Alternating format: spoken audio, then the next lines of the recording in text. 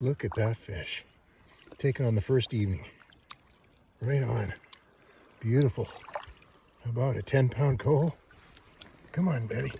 You can catch your breath.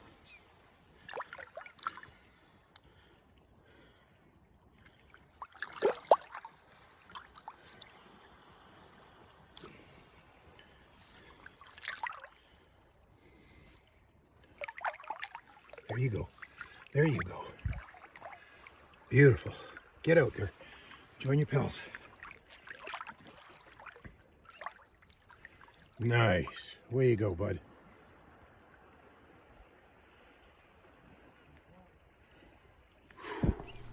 Hello everyone, welcome back to my channel. Hey, it's early October, and at this time of year, Judy and I like to sometimes head to the North Island between Port McNeil and Port Hardy to see if we can't intercept some of the coho that begin to come into the beaches there in the estuaries. So let's gather some flies from my bench and take them on the water. Let's go have some fun.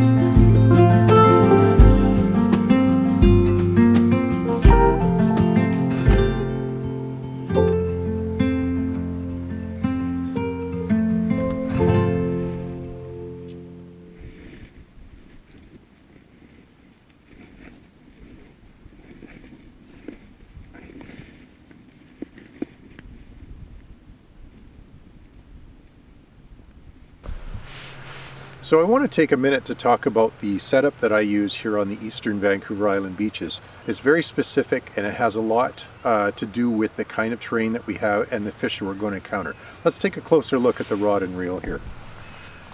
I want to start with the rod. First of all, I've got a 9-foot 8-weight St. Croix rod here, and it's a single-handed rod. Some guys are casting the two-handers, the spey rods. I'm still going with the single-handed, but it's got the fighting butt, which really helps when you're into one of those longer battles with a big coho. To that I've added a large arbor Reddington reel. It's called the Surge reel, and it's designed for lines 7, 8, and 9. And of course, matching the rod, I've got an 8-weight line on here. I'll talk about the line in a bit. The reel is also a large arbor, you can notice. That's really important for a couple of reasons. It'll hold more backing, is one, and the second is when those fish swim towards you, it'll pick up a line a lot faster than a small arbor reel. So you need that capacity to pick it up as some of these fish will come zipping towards you really quickly. You can see the backing on there. What I've got on here for line now is a floating sinking or a sink tip with a clear intermediate sink tip, which is excellent. They used to call these a slime line back in the day when I first bought them, and they're a neutral buoyancy line. They sink down very slowly, and those are excellent for the shallow beaches on eastern Vancouver Island. You could get away with a floating line, but you definitely don't want to fish a full sinking line on these beaches, as you're going to be on the bottom too often. And the line will then be picking up weed, rubbing against the rocks and barnacles and getting damaged, and it won't be fishing properly. So definitely go with either a floating line or a floating line with a sink tip. To that I've added a 10-foot 2X tippet, leader on there, not tippet, leader, 9 foot long, and to that I've added 6 feet of monofilament 2X or 10-pound test tippet before tying on the fly. Again, you'll notice everything's just sturdier for fishing coho. It's got to be stout to handle the violent battles that these fish put up and the long runs they take. Very much like a trout system, just everything's heavier to match the fish and the conditions that you're going to face. I think you get something like that, you'll be able to adapt it to your situation. You'll do very well with it.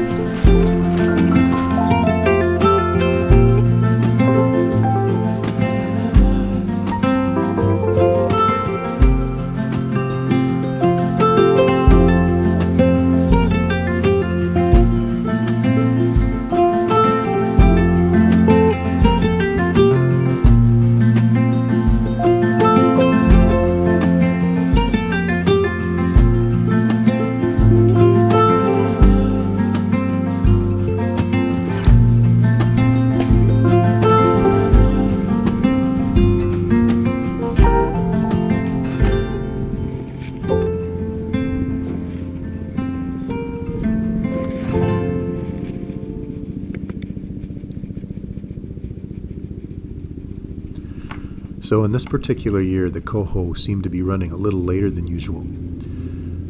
Schools are small and moving around quickly from place to place. As a result, you have to do a lot of searching, walking, casting to schools, and then looking for them again. But every now and then, your efforts would pay off, and something like this would happen.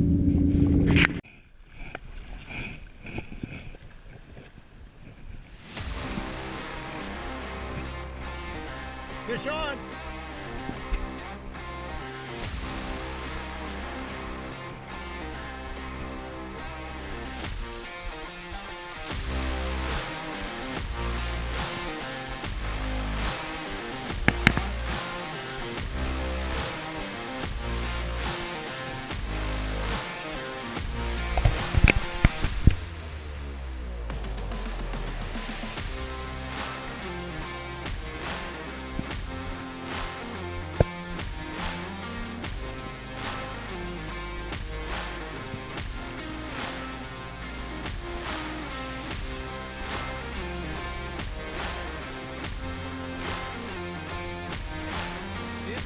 big camera.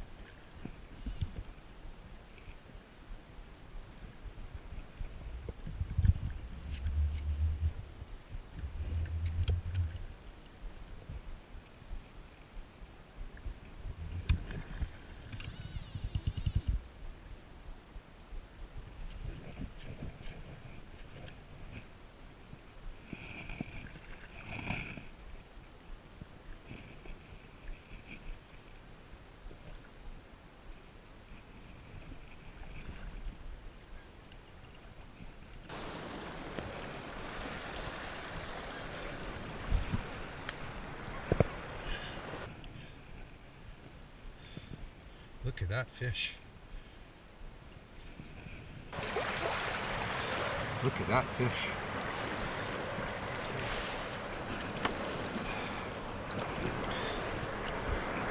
Okay.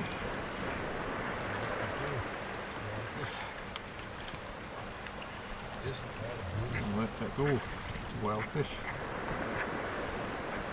Isn't that a beauty? Isn't that a beautiful fish? That's even quite tight.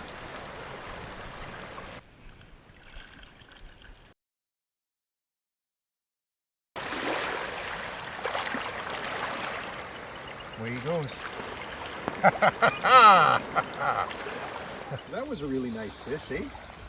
That was something else. And on the red and white clouser, man, yeah, I tell you what happened.